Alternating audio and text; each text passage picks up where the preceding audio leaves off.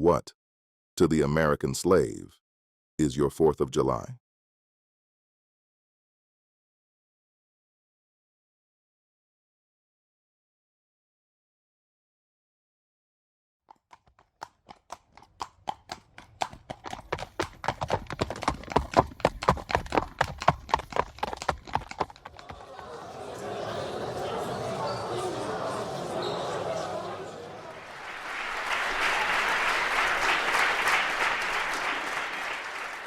Mr. President, friends, and fellow citizens, this, for the purpose of this celebration, is the 4th of July. It is the birthday of your national independence and of your political freedom. This to you is what the Passover was to the emancipated people of God.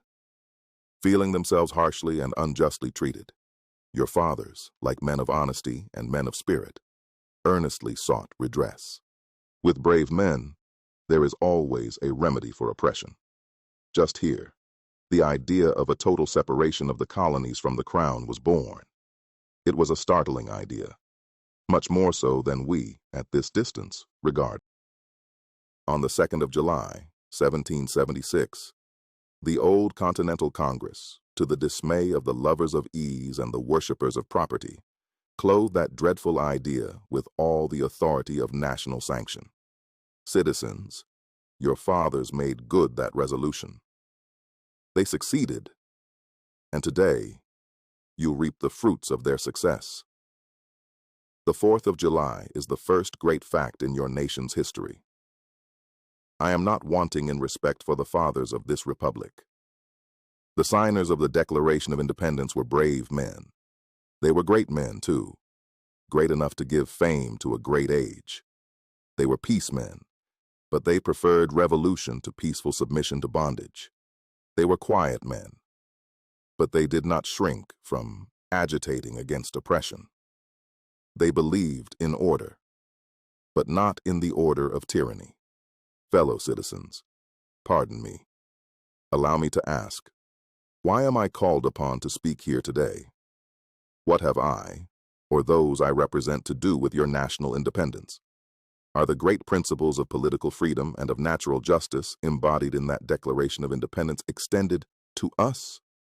Would to God, both for your sakes and ours, that an affirmative answer could be truthfully returned to these questions. Then would my task be light, and my burden easy and delightful. But such is not the case. I say it with a sad sense of the disparity between us. I am not included within the pale of this glorious anniversary. Your independence only reveals the immeasurable distance between us. The blessings in which you, this day, rejoice are not enjoyed in common.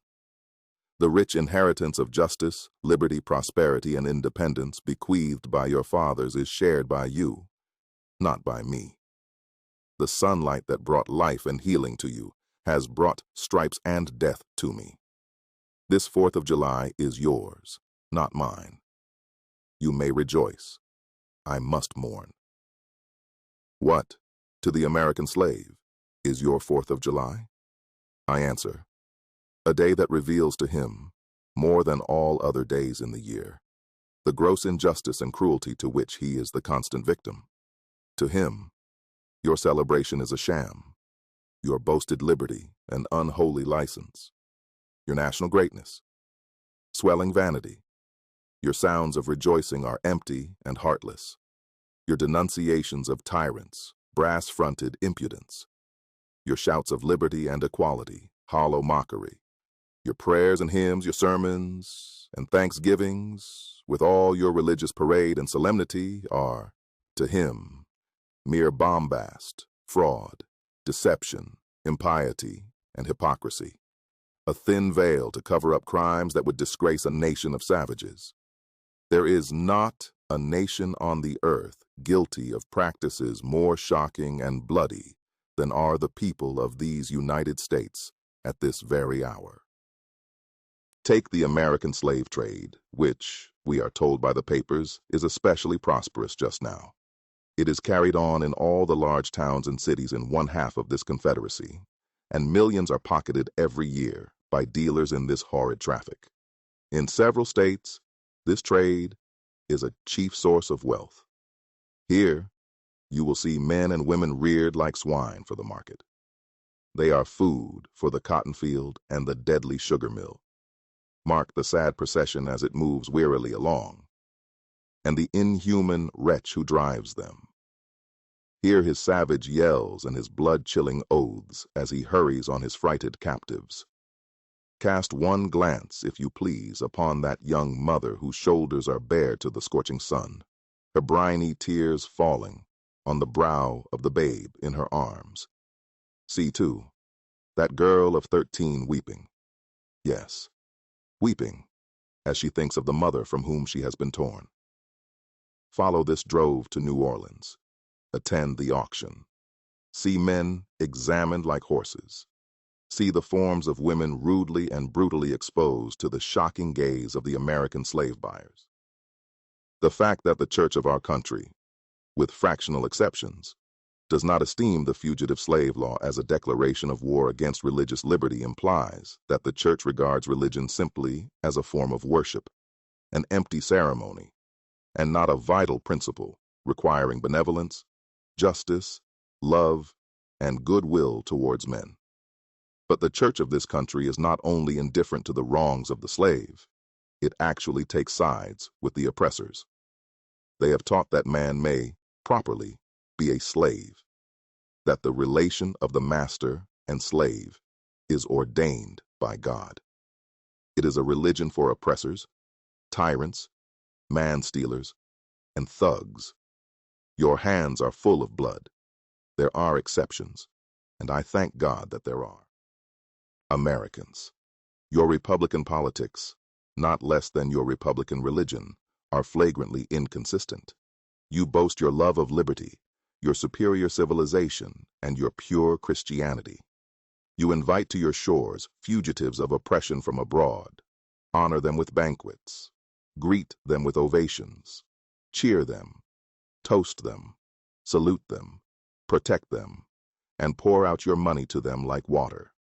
But the fugitives from your own land you advertise, hunt, arrest, shoot, and kill.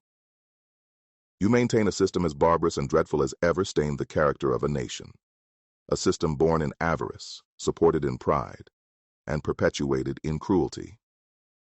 You declare, before the world, and are understood by the world to declare, that you hold these truths to be self-evident, that all men are created equal, and are endowed by their Creator with certain inalienable rights, and that, among these, are life, liberty, and the pursuit of happiness.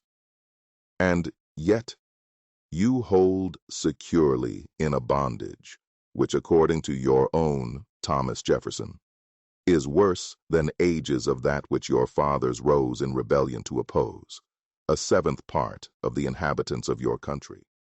Allow me to say, in conclusion, notwithstanding the dark picture I have this day presented of the state of the nation, I do not despair of this country.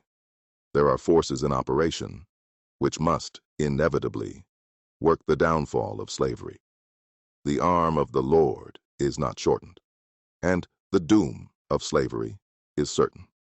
God speed the year of Jubilee the wide world o'er.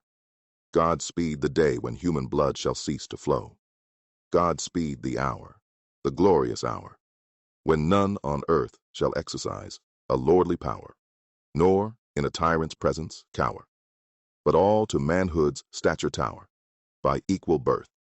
That hour will come, to each, to all, until that year, day, hour arrive.